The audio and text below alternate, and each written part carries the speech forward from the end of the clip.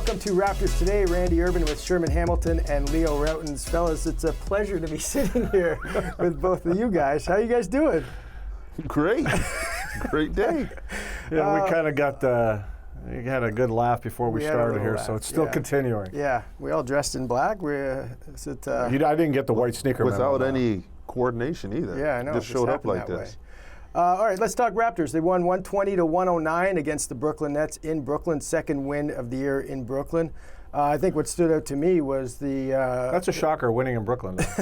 number of guys with double-digit points. They had 8 players out of the 10 that played, and then Jamal Shead had 9, and Jacoby Walter had 8. So balanced scoring throughout the team. Leo, what stood out to you? Well, I think, going back to the beginning of the season, what does Darko want, right? He wants kind of equal opportunity, movement, find the open man, create for each other, and everybody was involved. I think, I think everybody really buys into what Darko's trying to do, really at both ends of the court. Mm-hmm. But offensively, players seem very comfortable playing in his system and style, and in all candor, you're playing against a team that has no intention of guarding in Brooklyn, so that makes it a little easier. Yeah, and the objective is clear. Let's see what these young guys can do. Give them as many opportunities as you can. Extend their minutes, put them in different situations, so the organization and Darko can get a good feel of what they have and what they want to move forward with. So it's no surprise that there's a balance there, and there's also no surprise that all of them are taking advantage of the opportunity. When you see that many guys scoring in double figures, that means all of them are looking at situations and saying, how can I make a play? How can I do something here? And they're all getting the job done. Well, and it's the time of the year where people tend to be a bit selfish because they know that they want to make an impression. But I think there's a difference between what they're doing, like being aggressive and taking your shots, and being selfish are two different things.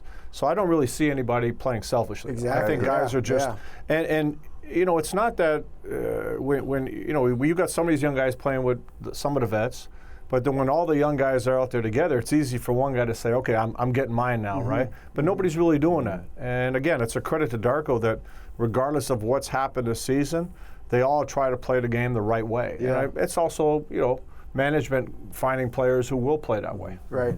Jonathan Mogbo had his first double-double of the season, 17, 11, and 7 were the numbers. Sherm, what's changed for him over the last stretch of basketball? Has he turned some corner here?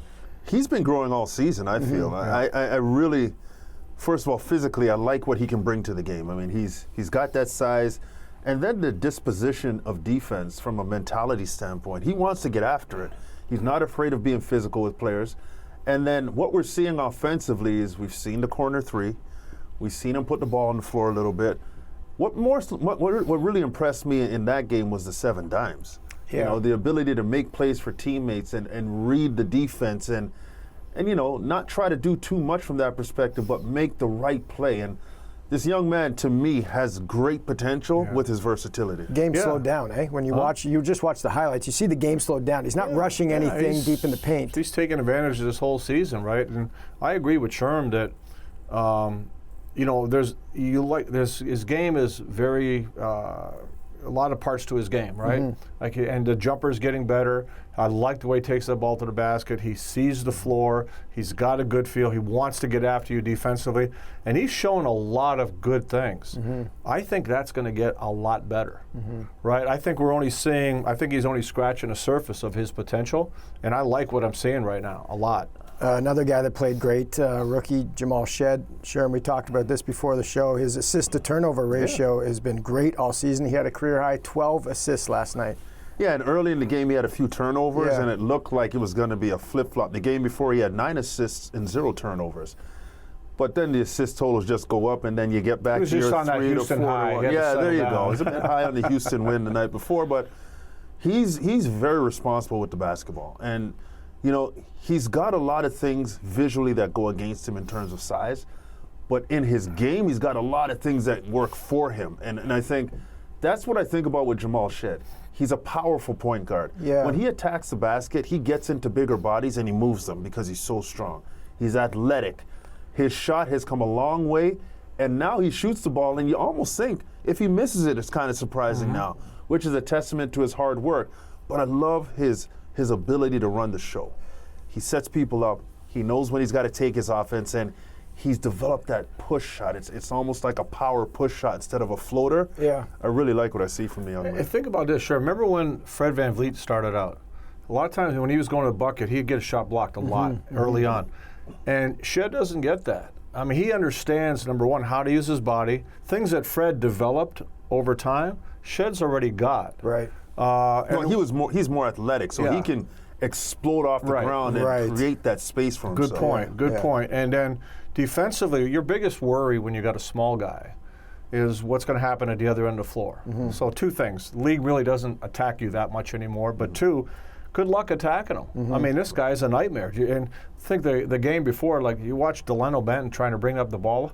I mean, It was a nightmare. you know, you get 8 seconds. You don't want to dribble against this guy. So between trying to dribble against him or trying to post him up, he says no. You're not doing it. I love that. So there's a lot to like about what this kid brings. Yeah, good stuff, Leo. Jamal Shead, a career-high 12 assists last night against Brooklyn, and he spoke after the game.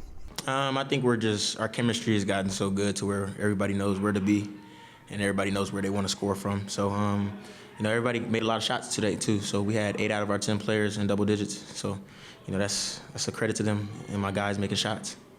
I mean, it always helps when even Jonathan Mogbo, he put up a double-double. What did you think of his game today? Close to a triple-double. He's really aggressive. You know, we need him to do that more and just keep building on that. You know, today was a really good game for him and it's something for him to build off of. Has there, I don't know, been any conversations with Cole? I know he's new to the team, but you could really see his confidence just kind of just taking off game by game. So what have you seen from him, and how have you guys encouraged him?